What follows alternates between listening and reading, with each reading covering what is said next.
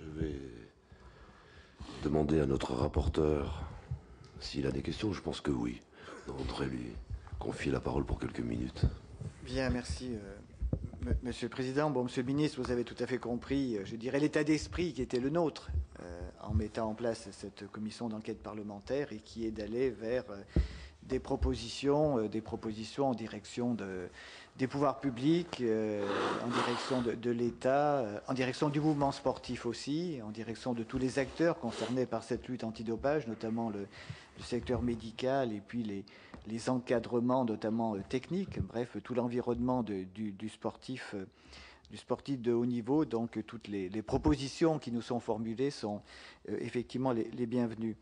Mais une première question qui est un petit retour sur votre, je dirais, sur votre passé personnel, puisque avant d'être ministre, avant d'être parlementaire, vous avez été un sportif de très haut niveau, champion du monde, champion olympique. Est-ce que pendant justement ces années de pratique, à un moment ou à un autre, vous avez été confronté à cette pratique du dopage? Est-ce que vous pensez que le judo, par exemple, fait partie des sports épargnés? J'ai sous les yeux une intervention de quelqu'un que vous connaissez très bien, sans doute Jean-Paul Coche, qui se disait à l'époque étonné par l'état de surexcitation des judokas des anciens pays de l'Est, une fois qu'ils quittaient les tatamis. Donc, est-ce que vous avez eu à prendre connaissance à un certain moment de ce type de pratique, de triche, de corruption dans ce sport qui est votre domaine de prédilection, à savoir le judo?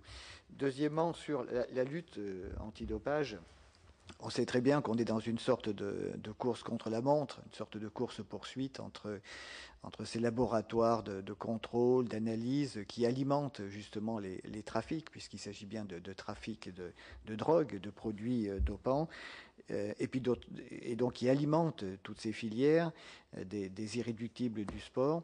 Donc est-ce que vous pensez quand même que cette course contre la montre est en train de donner des résultats? Est-ce qu'on est en train de se rapprocher d'une situation où les progrès dans cette lutte débouchent sur des résultats sensibles?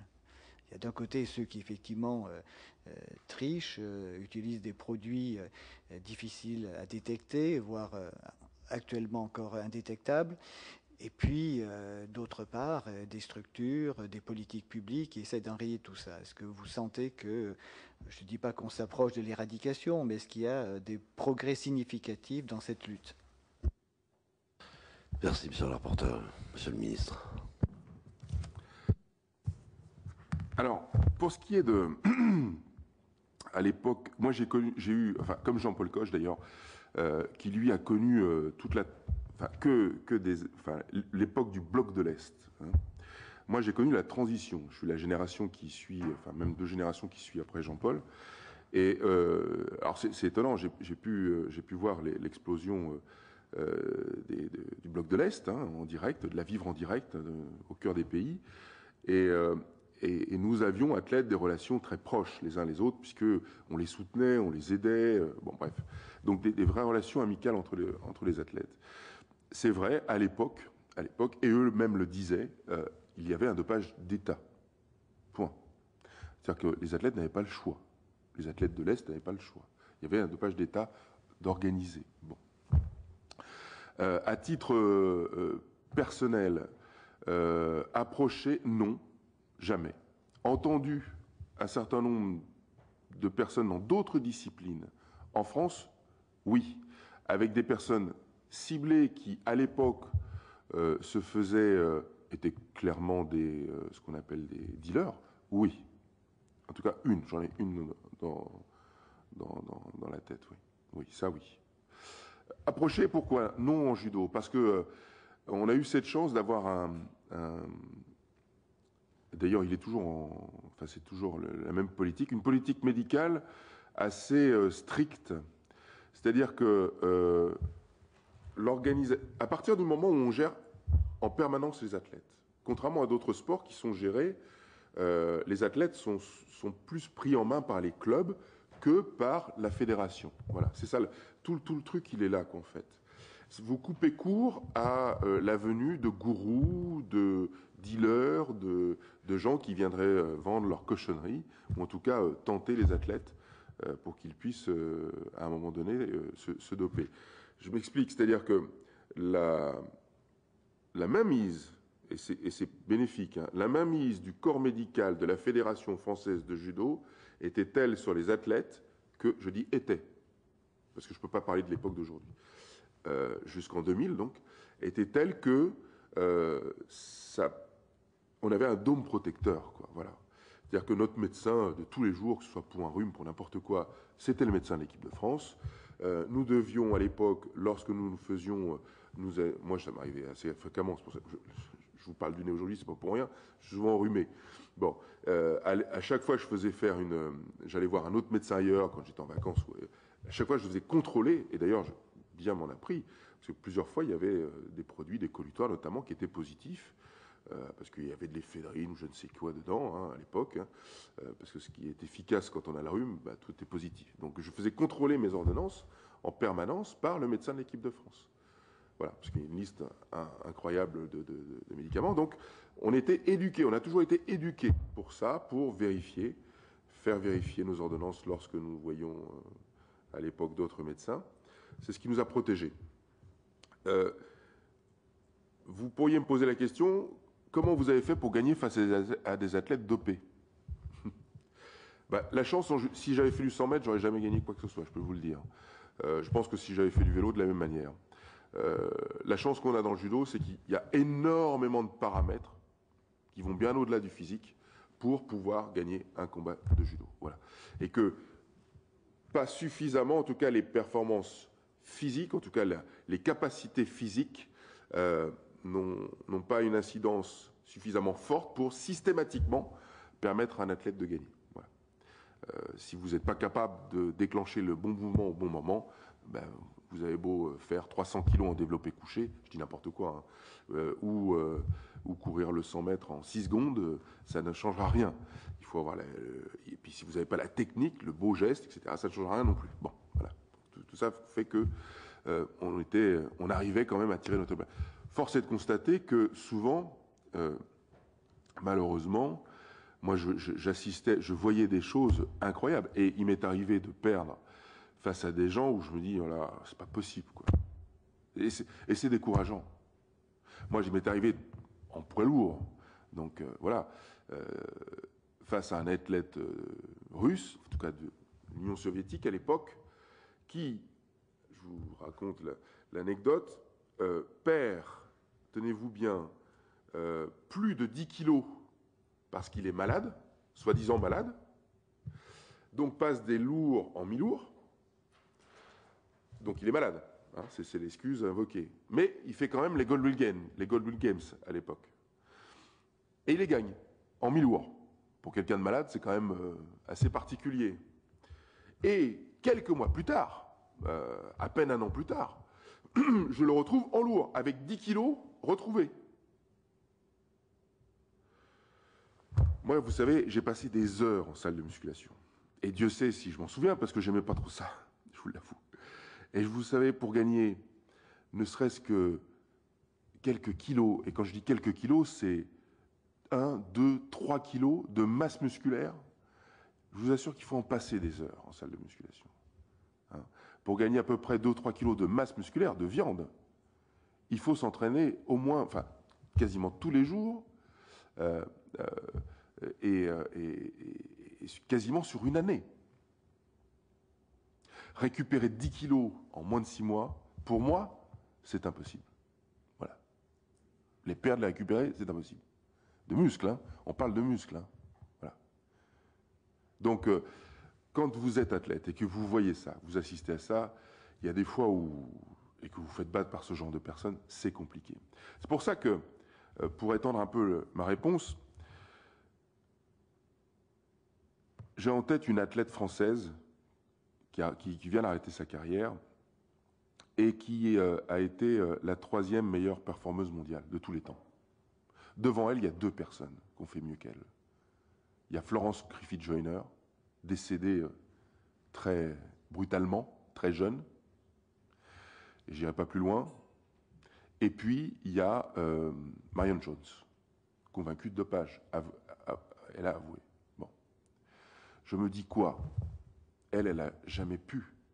Je pense c'est une athlète qui est propre, cette Française, réellement. Je la connais, j'en suis quasiment convaincu. Je n'ai pas la preuve absolue, mais j'en suis quasiment convaincu. On lui a volé toute sa vie. C'est ça la vérité. On lui a volé, c'est une escroquerie. On lui a volé de l'argent, on lui a volé des médailles, on lui a volé sa vie d'athlète. C'est du vol. C'est scandaleux. C'est pour ça que,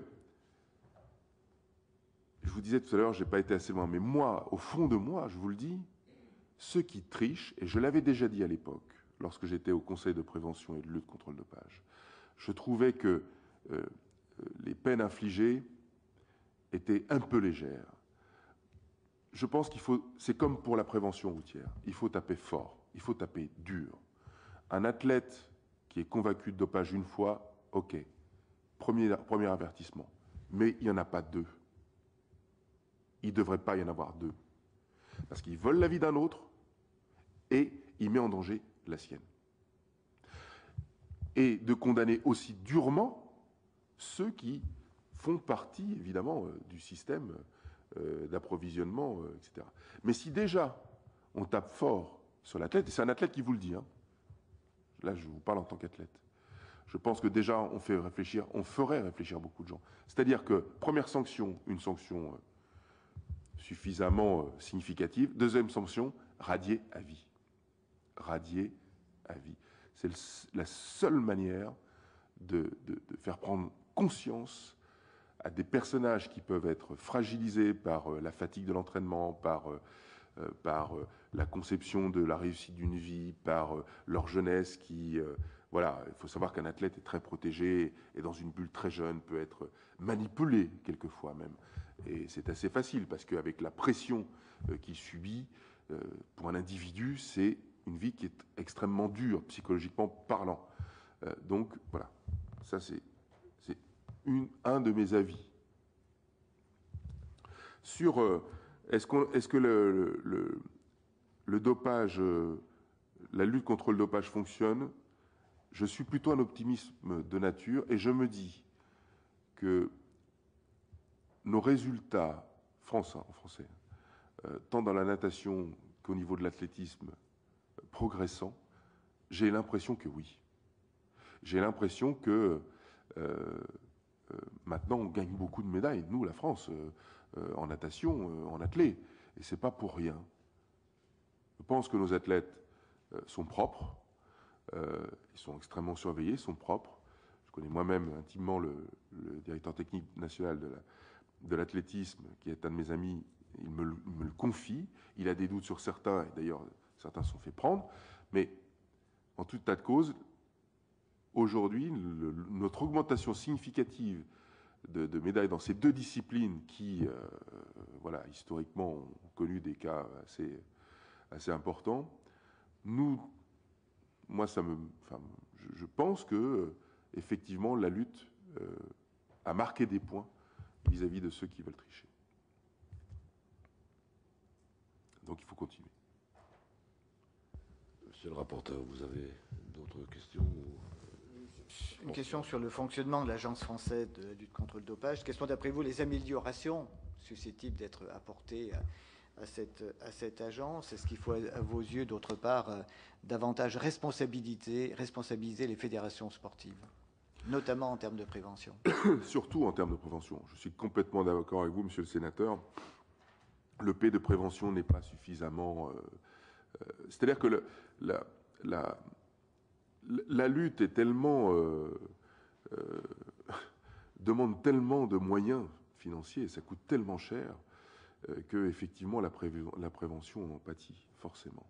Et ça, les fédérations devraient prendre plus à bras le corps ce P de prévention, au même titre que le CIO, parce que la réalité, ça n'engage que moi, mais je trouve que le CIO est très léger sur ce sujet, comme d'ailleurs beaucoup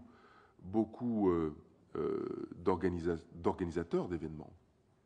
Tout à l'heure, je vous parlais de le fait de pénaliser significativement certains athlètes, mais je peux vous dire que si on avait le courage, il faut aller jusqu'au bout des choses. Il faudrait pénaliser aussi pour qu'eux-mêmes fassent régner la loi dans leur compétition, ceux qui organisent les événements.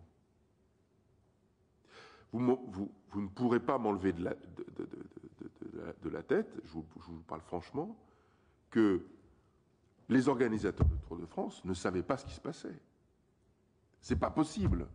Quand on vit quasiment un mois les uns avec les autres, quand on organise un événement, quand on passe de ville en ville, quand on suit des gens, quand on vit quasiment 24 heures sur 24, ce qu'on appelle la caravane du Tour, le Tour de France avec les équipes, etc., c'est pas possible qu'à un moment donné, depuis tant d'années, les organisateurs n'aient pas été au courant de ce qui se passait.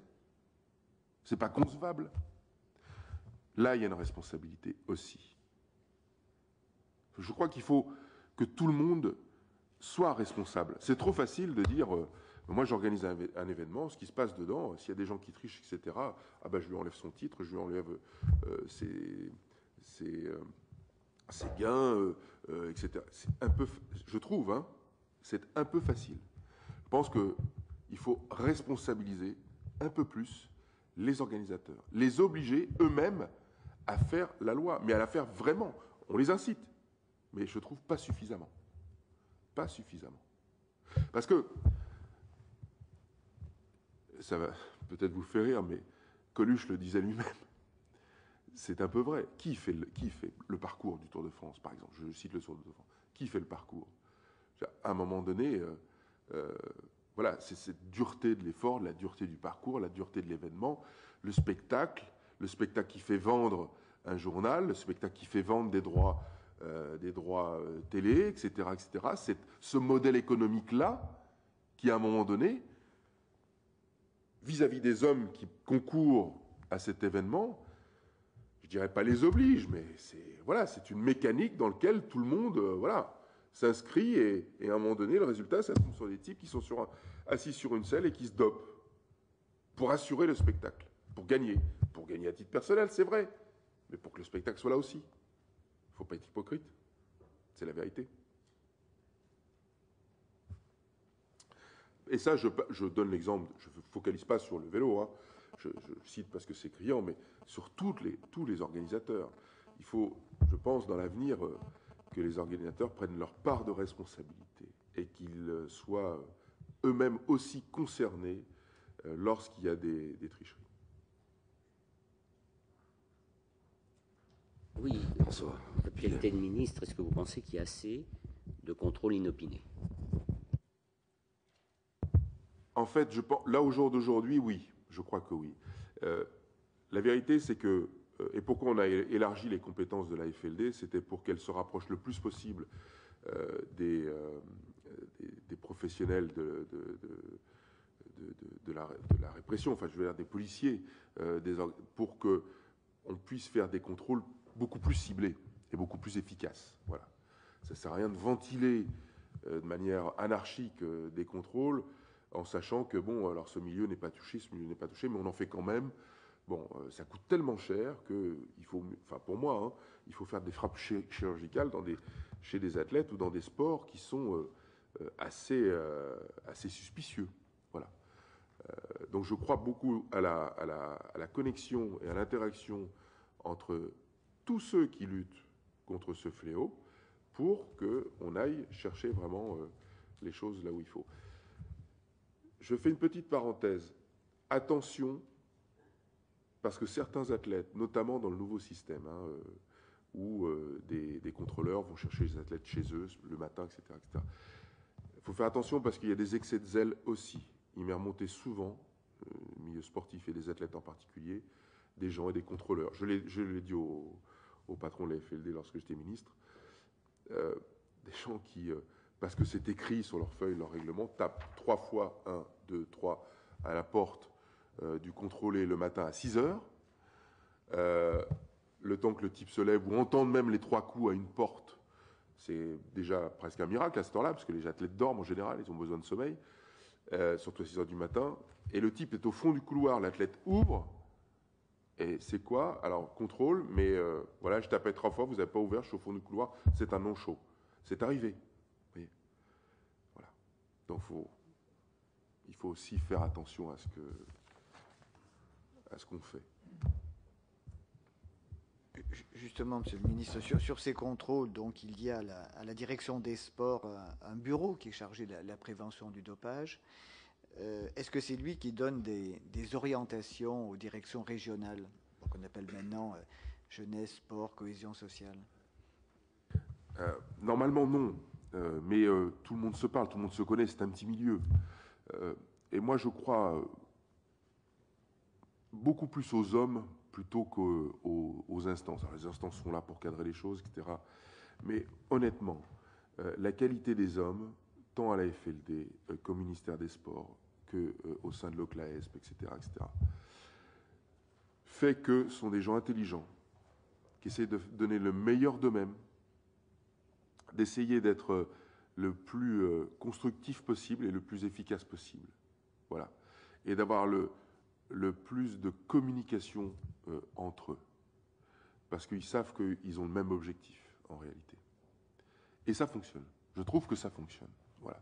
C'est pour ça qu'on peut élargir encore les choses, mais la prochaine strate, hein, pour moi, hein, je vous le dis, elle est de mutualiser. On pourrait le faire en France, on a l'Argel. Hein. En France, on pourrait mutualiser la FLD avec l'Argel, par exemple. Hein, l'agence de régulation des Jeux et paris sportifs en ligne. On pourrait avoir qu'une seule et même entité. Et il faut qu'on la crée à l'échelle du monde et qu'on soit précurseur sur ce sujet. Voilà. Pour permettre à des pays qui sont très laxistes sur le sujet, eh bien, de se doter, parce que beaucoup ne l'ont pas encore fait, de se doter de lois pour... c'est pas hors sujet que je fais, hein, je vous parle de lois sur la corruption sportive. Pour moi, la corruption sportive est dans le même état d'esprit qu'une tricherie au titre d'une performance. C'est exactement la même chose. C'est un dopage qui est différent. Hein, mais c'est le même moteur, c'est la même chose, c'est la même mécanique. D'ailleurs, c'est les mêmes mafias, je vous le répète. Donc, il y a beaucoup de pays qui ne se sont pas encore dotés de lois pour lutter contre la corruption sportive. Ils se sont dotés de certaines choses sur le dopage, mais ce n'est pas suffisamment puissant, pas suffisamment fort. Ils sont pas aussi... La France est assez précurseur sur ces sujets, hein, et c'est bien, c'est bien. Donc, continuons à le faire parce que, franchement, je pense honnêtement, même si l'industrie pharmaceutique continuera à avoir de l'avance, etc., naturellement, je pense que la lutte fonctionne. J'en ai entendu, j'en ai lu certains qui disaient le contraire, qu'il faut légaliser le dopage. Je suis totalement contre à 100%. Vous vous rendez compte de l'image qu'on adressera à notre jeunesse de réussir en trichant? Mais c'est quoi cette histoire? C'est impossible. Alors là, on atteint un niveau philosophique. Je veux dire, la compétition n'a d'intérêt que lorsqu'elle est compliquée et difficile. Sinon, ce n'est pas la compétition. Ça n'a pas de sens. Ça n'a aucun sens. Enfin, le plaisir de la compétition, le plaisir, cette saveur compliquée à décrire avec des mots, hein, mais en tout cas, la difficulté de gagner réside dans cela. Si ça devient facile, si pour arriver à une destination, on a forcément une autoroute large, ça n'a aucun intérêt. Zéro. Donc, et ça, c'est un message de vie, hein, c'est un message de philosophie de vie. Donc demain, et certains étudiants le font, hein, pour passer des examens, eh ben, on prend des cachetons, on se dope, on triche par rapport à celui qui ne le fait pas aussi. Il n'y a pas de contrôle. Bon. Mais dans la vie aussi, il y en a plein qui trichent dans différents domaines, pour aller plus vite. Hein, voilà. Donc c'est la même chose. Hein, on est dans les mêmes... si on pouvait localiser dans le cerveau de l'homme l'endroit où va se dérouler l'envie de tricher, ben c'est le même endroit, je vous assure. Hein. Ça, pas besoin de faire un scanner pour ça, hein, c'est clair. Donc,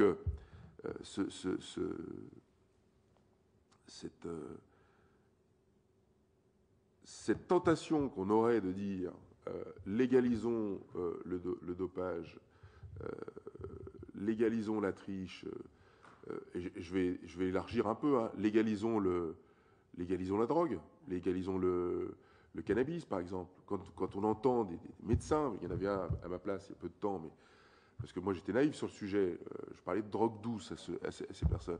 Mais non, ça c'était les les pétards de vos parents. Oui, c'était de la drogue douce. Maintenant, le taux de THC actuel dans la résine de cannabis, il est X fois supérieur, et nous sommes dans en tout cas des conséquences, enfin de drogue dure. C'est une drogue dure maintenant. Donc arrêtez de parler de drogue douce, ça n'existe plus. Voilà. Donc c'est un message dans une société faut pas lâcher l'affaire, quoi, parce qu'il s'agit de la santé des gens. Voilà. On protège les gens contre l'amiante, on protège les gens contre la cigarette, contre l'alcool, etc. Il faut protéger évidemment les gens sur la problématique du dopage.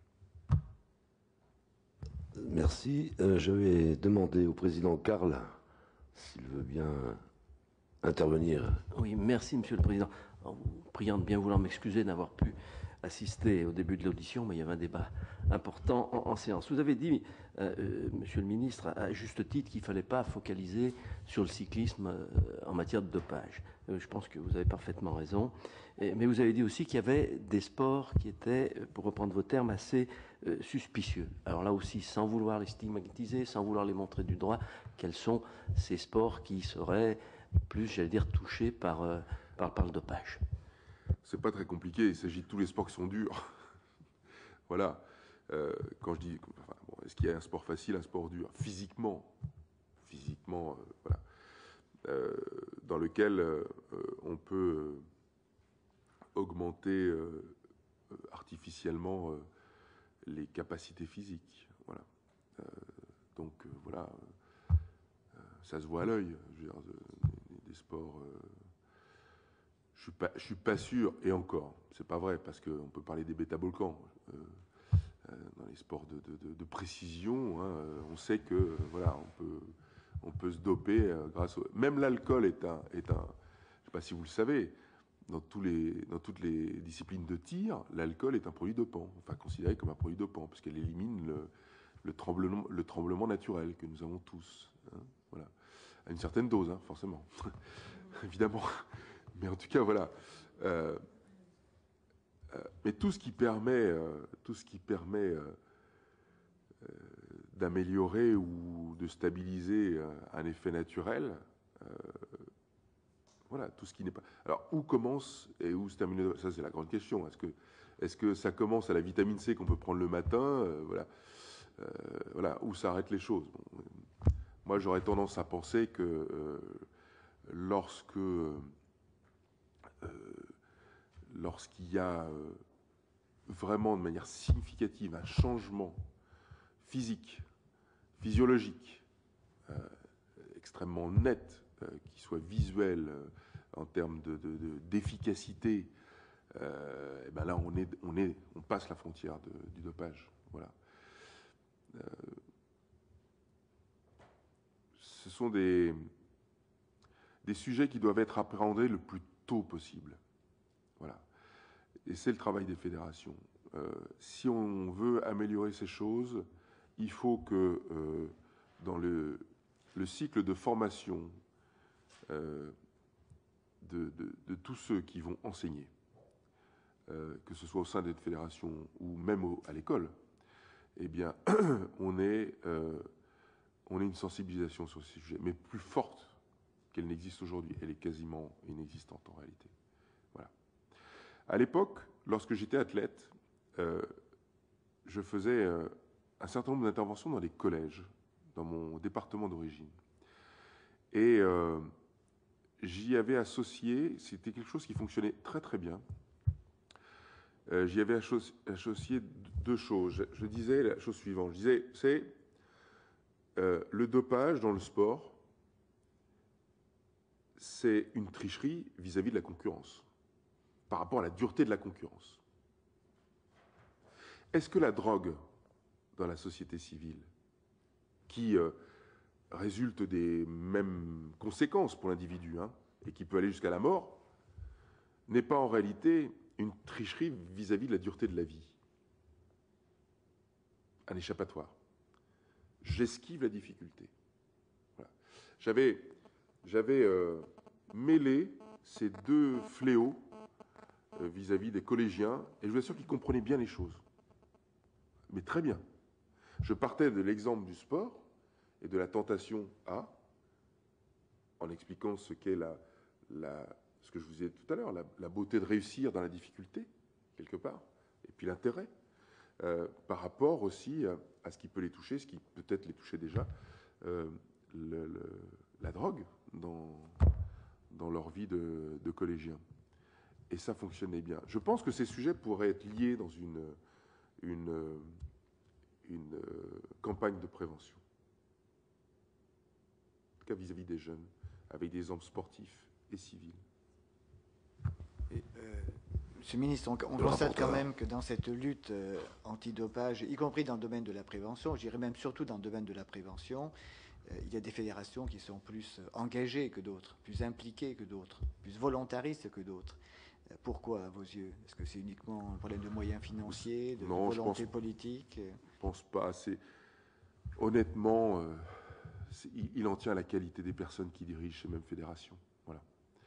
Tout simplement, des individus qui n'y pensent peut-être pas suffisamment, ou qui se disent bon, mon sport, il n'y a pas eu de cas, il n'y a pas eu de problème, donc voilà, donc je ne pense pas qu'il y ait besoin d'en faire plus, ça va me coûter des sous. Je préfère mettre des moyens sur le fait d'aider mes clubs pour qu'ils puissent être les plus attrayants possible à la rentrée scolaire, par exemple. Bon, voilà. En revanche, je pense que vis-à-vis des fédérations, le Comité national olympique, le CNOSF, devrait être aussi moteur sur ces sujets. Hein, il est quand même celui qui héberge toutes nos fédérations olympiques et bon nombre d'autres fédérations. Voilà. Donc ça pourrait être aussi pour eux, pour cette famille du sport, cette famille de l'olympisme, un domaine dans lequel il devrait être, je pense, à mon avis, un peu plus moteur. Voilà. Beaucoup plus moteur. Voilà. Parce que, à travers ces sujets extrêmement négatifs, on touche des valeurs d'éducation. On touche des valeurs d'éducation vis-à-vis de nos enfants. Voilà. On ne réussit pas que grâce à le fait de... Enfin, je dis à titre personnel, mais ce que nous montre malheureusement notre télévision d'aujourd'hui, où on voit des gens se retrouver dans une espèce de bocal pendant des semaines et devenir des stars sans avoir rien fait, si simplement manger, dormir et essayer de parler, pour certains d'entre eux, c'est juste surréaliste. La vie, c'est pas ça. Voilà. Donc, et oui, voilà. Oui, mais c'est un raccourci. Le dopage, c'est un raccourci. Ça, c'est un autre raccourci. Ce sont des valeurs qui, vis-à-vis de nos enfants, si on n'a pas des parents solides ou un système éducatif solide, ou peut-être des fédérations sportives pour ceux qui ont la chance de faire un sport, eh bien, ce sont des valeurs qui leur échappent. Et un jour, ces enfants-là vont se retrouver dans la vie de tous les jours en se disant, mais attends, il faut que je fasse quoi pour réussir ma vie? Parce que ce que j'ai vu à la télé, les exemples que j'ai pu voir, ça ne marche pas.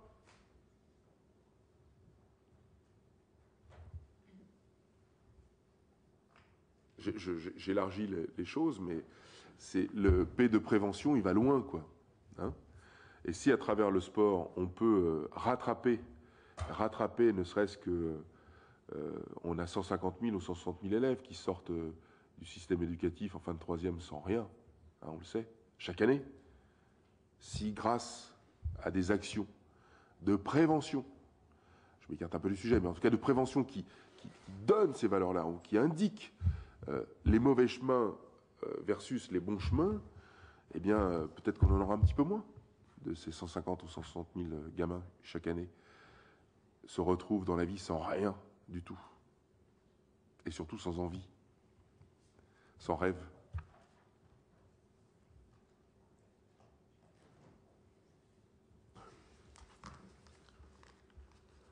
Souhaitez-vous, Monsieur le Ministre, ajouter quelque chose? Sinon... j'espère que vous allez réussir dans votre quête. Et si vous avez besoin à nouveau de mes services d'une manière ou d'une autre, vous pouvez compter sur moi. Voilà. Et je pense qu'il faut taper fort. Voilà, je le redis, je reviens sur ce que j'ai dit au début. Il faut taper fort pour réussir à protéger les gens contre eux-mêmes. Voilà. Il ne faut pas hésiter, que ce soit les athlètes, ceux qui font partie des réseaux de deal, ceux qui organisent les compétitions. Il faut que tout le monde prenne ses responsabilités et les assume. Donc, s'il faut faire des lois pour ça, eh ben, faites-les et faisons-les. Je serai de tout cœur avec vous. Merci beaucoup. Après vous avoir à nouveau remercié, en ayant bien enregistré que si besoin était, nous pourrions faire appel à vous à nouveau, je demande à mes collègues de ne pas partir tout de suite. Vous êtes libre, bien sûr, vous, Monsieur le ministre. Merci. Je dois leur communiquer un ordre du jour pour la semaine prochaine. Merci.